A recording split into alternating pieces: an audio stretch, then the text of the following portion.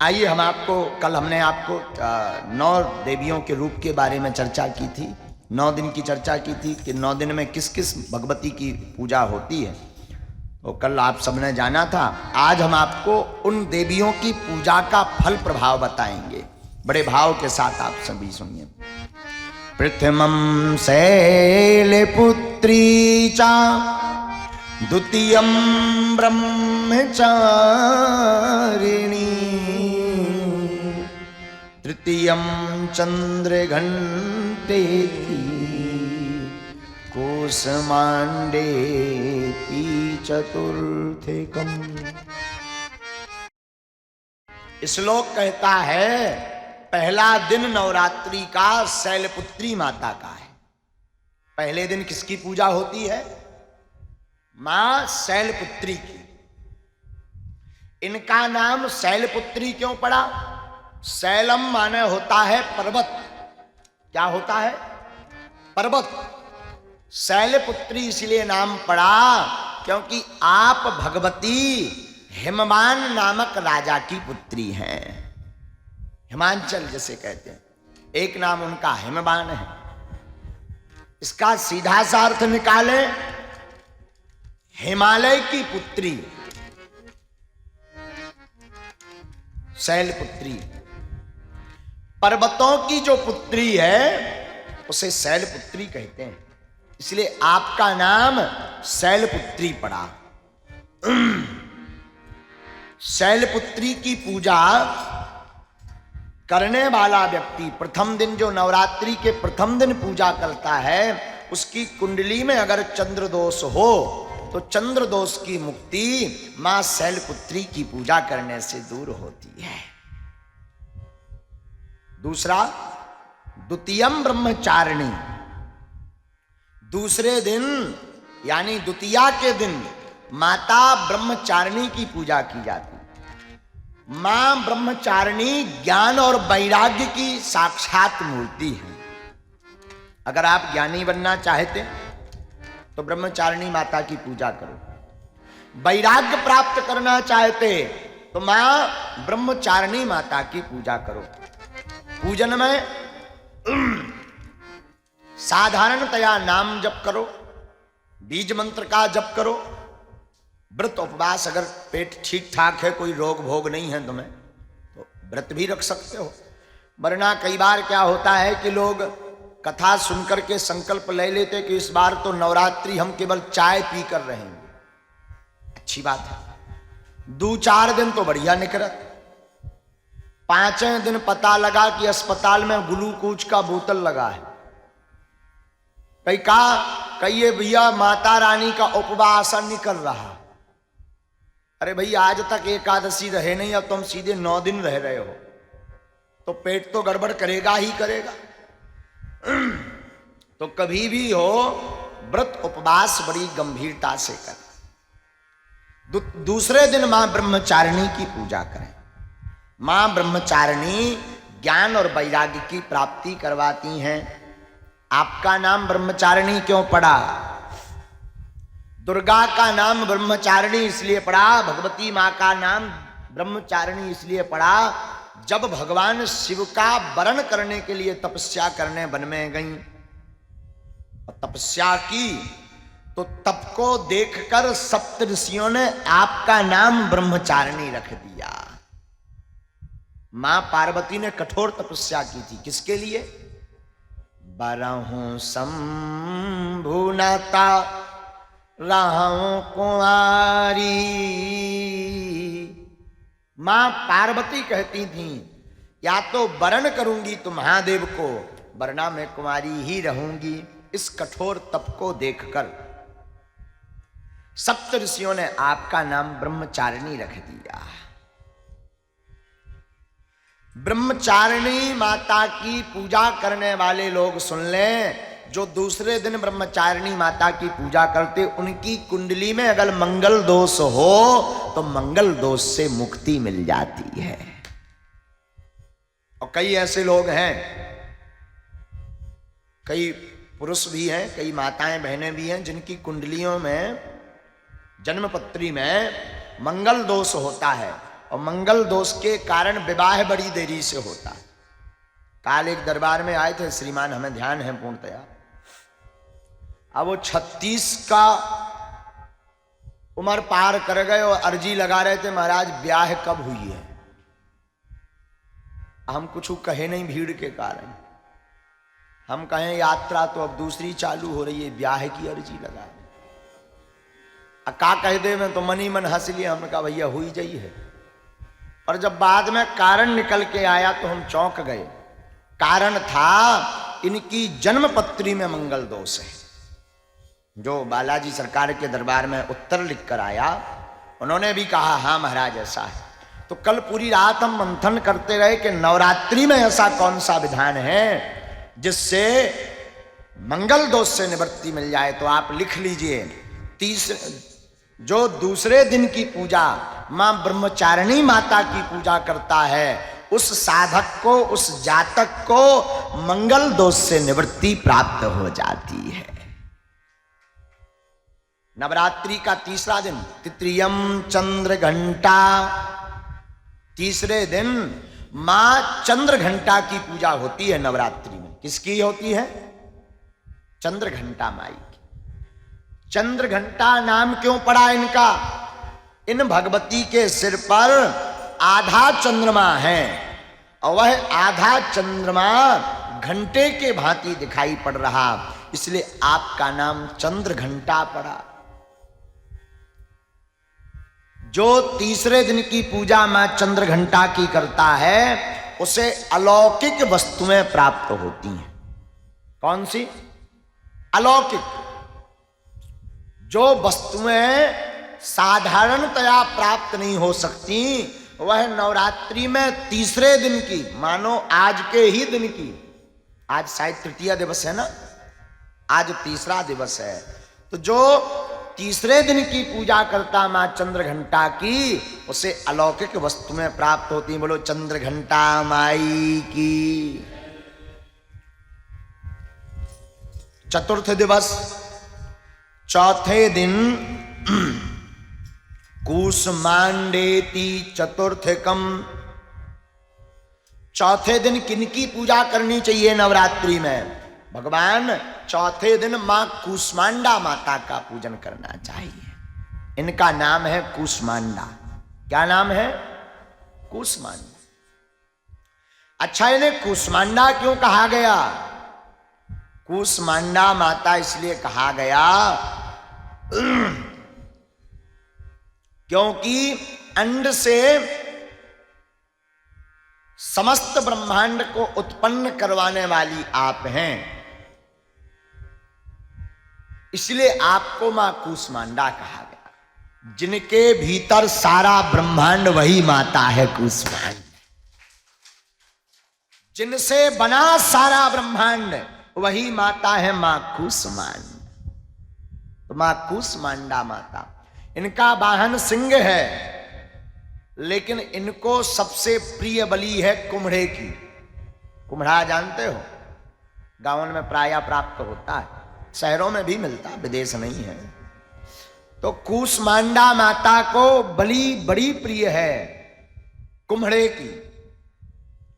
और जो कुम्हड़े की बलि देता है और चौथे दिन कूष्मांडा माता की पूजा करता है, उसकी कुंडली में या उसके जीवन में अगर सूर्य दोष लगा हो, सूर्य दोष भी लगता है, जिसे ग्राम के पंडितों की भाषा अनुसार लाल दान कहते हैं।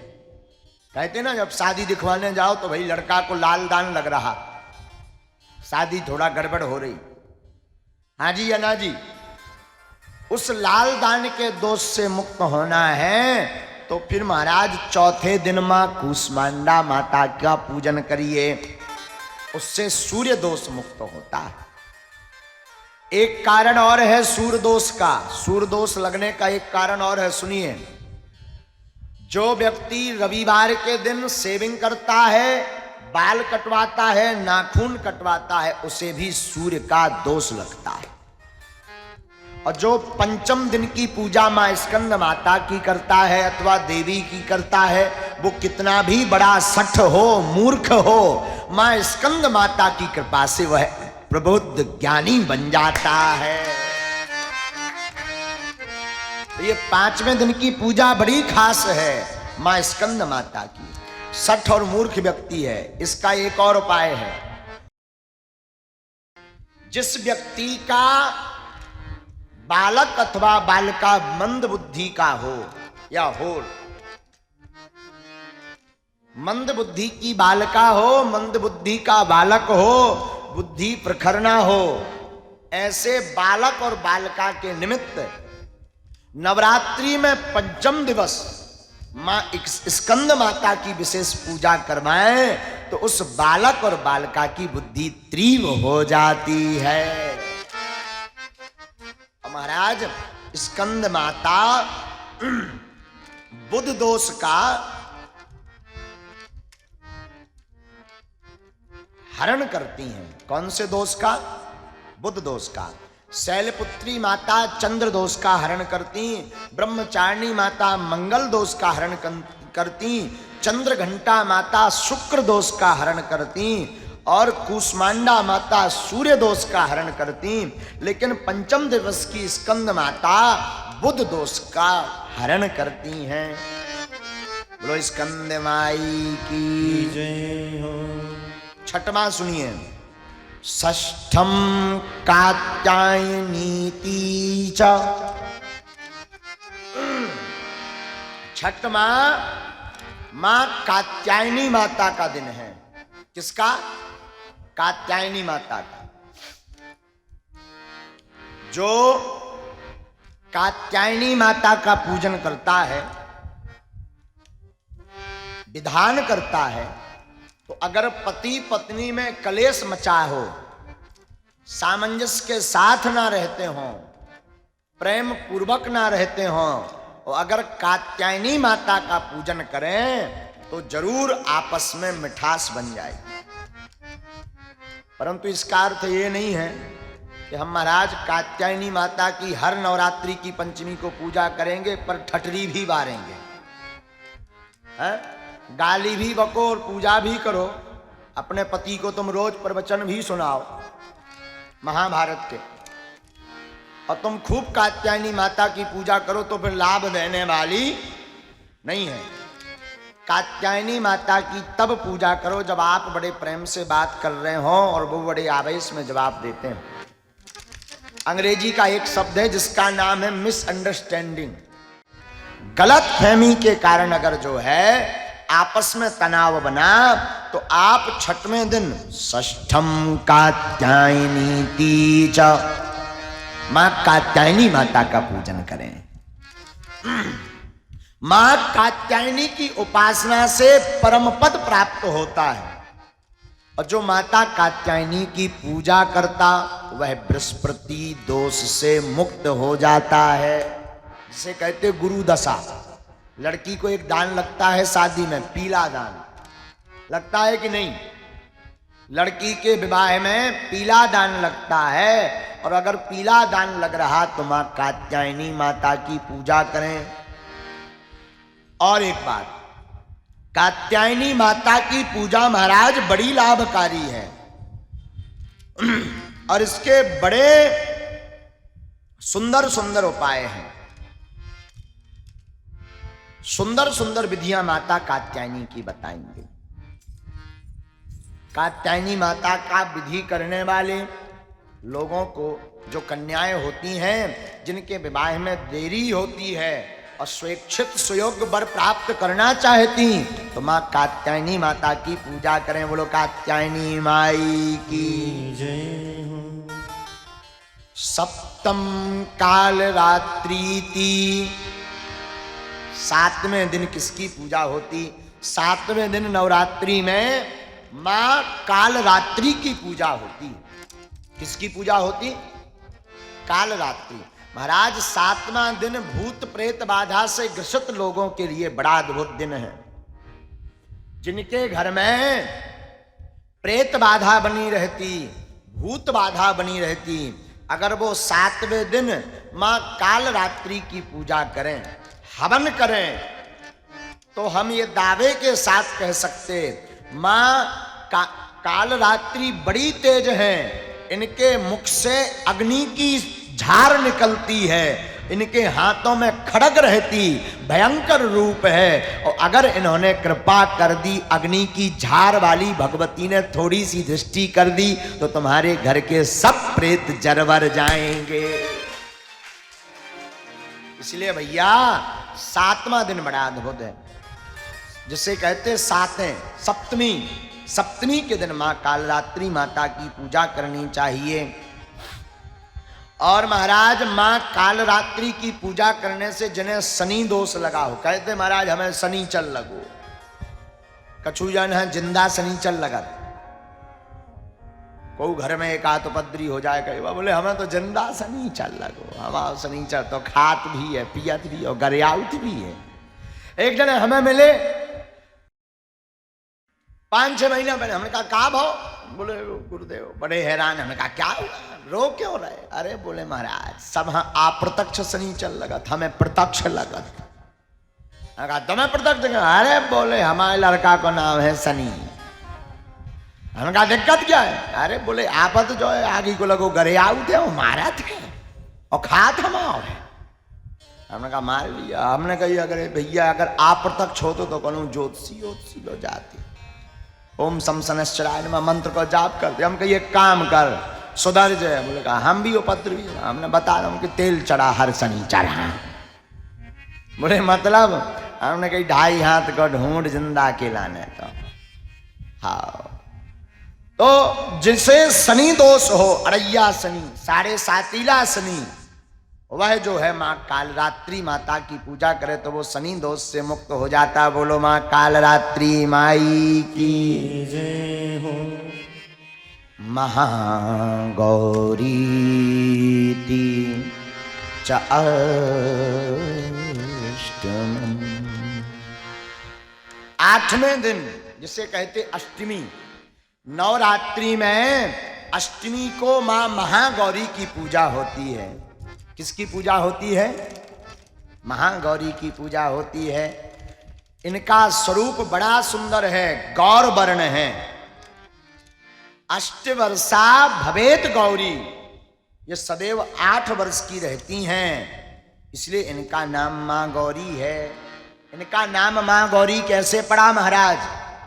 जब भगवती मां पार्वती तपस्या करने गई तो तपस्या में इनका स्वरूप काला हो गया, लेकिन जब भगवान भूत भावन महादेव प्रसन्न भये तो भूत भावन महादेव ने वरदान दिया, चिंता मत करो, तुम्हारा विवाह हमारे ही साथ होगा।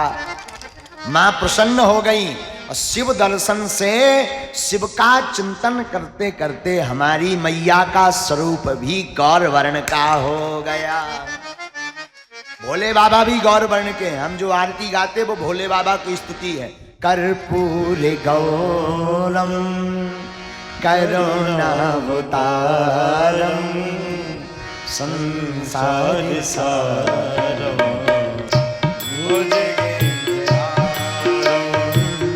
कर्पूर गौरम भैया करुणावतारम संसार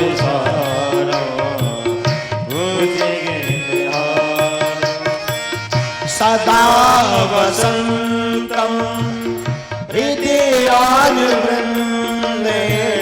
सदा वसंतम हृदयानुवृंदे, भवम भवानी सहितं नमामि, भवम भवानी सहितं नमामि। इसलिए गाइए कर्पूर गौरम संसार सारम। इसलिए तो माँ की वंदना होती है रामायण में बड़ी प्यारी। जय जय गिरिवर राज किशोरी, जय जय गिरिवर राज किशोरी, जय महेश मुखे चंद्र चकोरी, जय महेश मुख स्वामी तुलसीदास जी बोले, जय गज वदन खड़ानन माता, जय गज वदन खड़ानन माता, श्री राम जय राम, जय जय राम, हरे पूरे गौर संसार सारो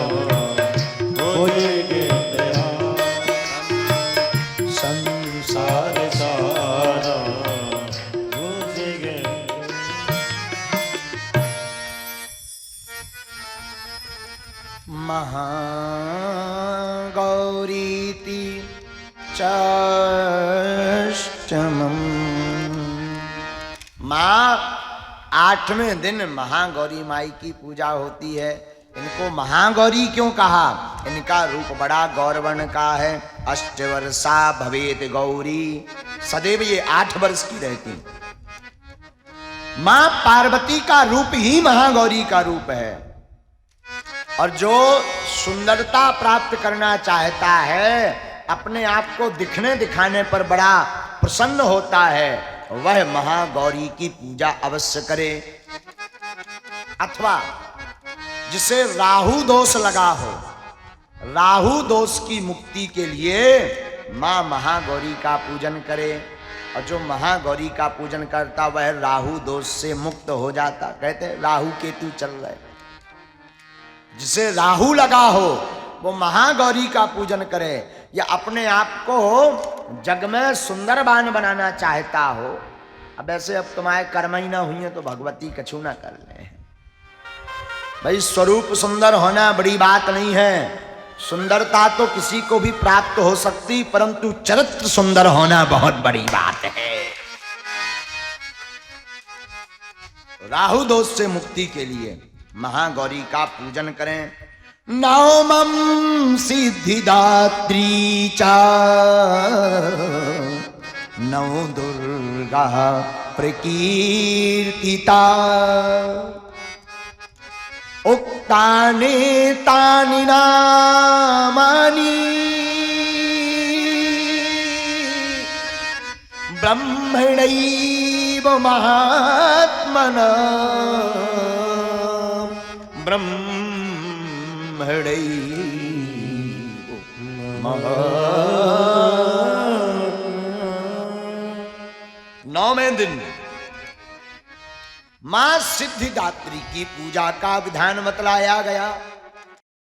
जो 9वें दिन नवमी तिथि की नवरात्रि की पूजा करता और 8 दिन ना कर पाया हो, पर 9वें दिन अगर पूजा कर ले तो वह इस संसार की समस्त सिद्धियों को प्राप्त कर जाता है। सिद्धि देने वाली मां है सिद्धिदात्री। एक हनुमान जी है, एक ये है। हनुमान जी के लिए भी लिखा, आस्ते सिद्धि नव निधि के दाता,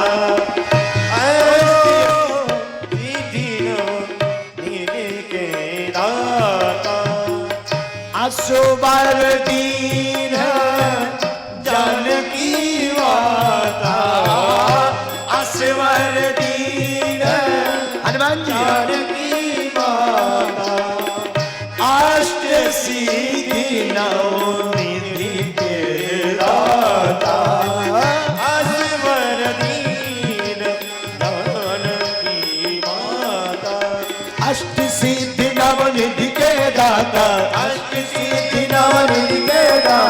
असवर दीन जानकी माता, असवर दीन जानकी माता, अष्ट सिद्धि नवनिधि के दाता, अष्ट सिद्धि नवनिधि के दाता।